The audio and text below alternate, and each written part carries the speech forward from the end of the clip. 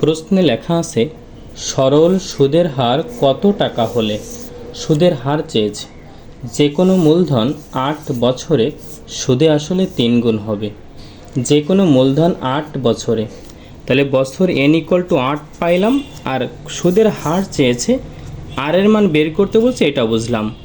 তবে কথা লেখা আছে যে কোনো মূলধন সুদে আসলে 3 গুণ হবে, তাহলে আমার সুদে আসল টাকা আসলের উপর নির্ভর করছে।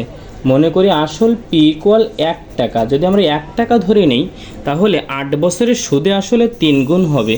তার মানে সুদে আসলকে আমরা একবারে এ দ্বারা প্রকাশ করি, 3 গুণ বলতে 3 গুণে অতএব 3 টাকা হবে। এই 3 টাকার ভিতরে কিন্তু আসলও আছে, মুনাফাও আছে। আসল ধরেছিলাম 1 টাকা, যদি আমি এই আসল মুনাফা আসল 3 টাকা থেকে আসল 1 টাকা বাদ দেই তাহলে আয়ের মান মুনাফা পাবো হচ্ছে 2 টাকা। এখন মুনাফা পাইলাম, তাহলে আমরা এখানে পি এর মান ধরে নিয়েছিলাম কত টাকা, 1 টাকা, আর আয়ের মান পাইলাম হচ্ছে 2 টাকা। প্রশ্নে বলেছে সুদের হার বের করতে, মানে আর এর মান বের করব। আমরা একটা সূত্র জানি, I=PNR।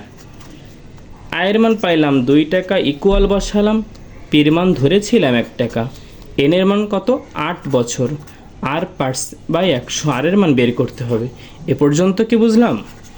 এই 2 রাখলাম, ইকুয়াল এখানকার 100 যদি আমি এখানে লিখি, একে 4 দ্বারা কাটলে 4 দুগুণে 8, এখানে 4 25 100, তাহলে 2r হচ্ছে 25, এই বা দিলাম, 2 রাখলাম, 25 ভাগ ছিল গুণ হয়ে যায়, 2 গুণ ছিল ভাগ হয়ে যায়, ইকুয়াল শুধুমাত্র r থাকে, এই 2 কেটে গেলে 25, অতএব r=25%। সুদের হার যদি 25% হয় তাহলে 8 বছরে যে কোনো মূলধন 3 গুণ হবে সুদে আসলে, তো অ্যান্সার 25%।